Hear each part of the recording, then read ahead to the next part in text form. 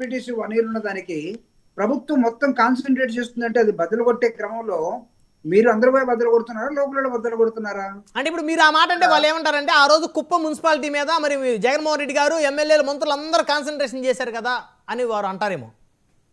లేదండి, ఒక్క సరే మాట, ఒక్కటే ఒక మాట. గతంలోకి ఇప్పుడు ఒకటే ఒక మాట. చంద్రబాబు నాయుడు గారు ఇక్కడికి రాలేదు, లోకేష్ గారు ఇక్కడికి రాలేదు, ఒక్క సెకండ్. కానీ జగన్మోహన్ రెడ్డి గారు గత 2 రోజుల నుంచి అనేక సమాచారం మాకు వచ్చింది.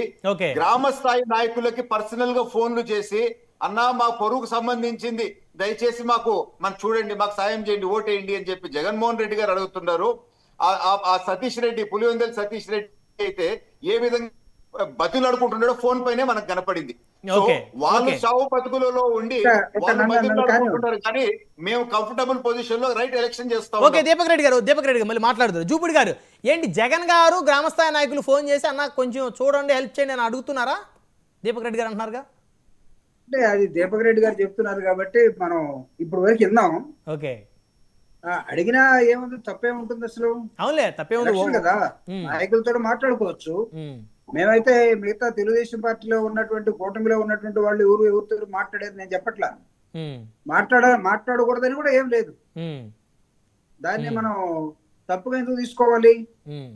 కాబట్టి ఇక్కడ జరుగుతున్న అంశాన్ని బ్రహ్మనాయుడు గారు, నేను ప్రజాస్వామ్యబద్ధంగా క్వశ్చన్